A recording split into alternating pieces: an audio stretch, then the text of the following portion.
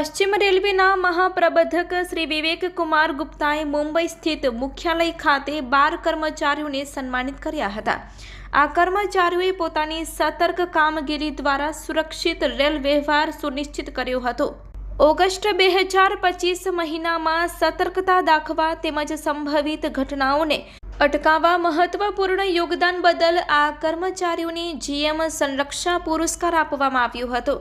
સન્માનિત કર્મચારીઓમાં મુંબઈ સેન્ટ્રલ, વડોદરા, રતલામ, અમદાવાદ, રાજકોટ અને ભાવનગર મંડળના બે કર્મચારીઓનો સમાવેશ થાય છે। ભાવનગર મંડળમાંથી શ્રી સીતારામ યાદવ અને શ્રી રાઠોડ નરેન્દ્ર કુમાર વીરજીભાઈને મહાપ્રબંધક સંરક્ષા પુરસ્કારથી સન્માનિત કરવામાં આવ્યા છે।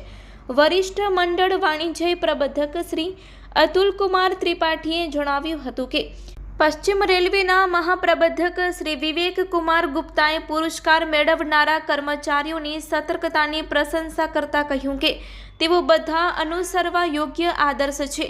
કર્મચારીઓની ઉચ્ચ સ્તરીય પ્રતિબદ્ધતા અને સમર્પણે સુરક્ષિત રેલ વ્યવહારમાં અગત્યની ભૂમિકા ભજવી છે।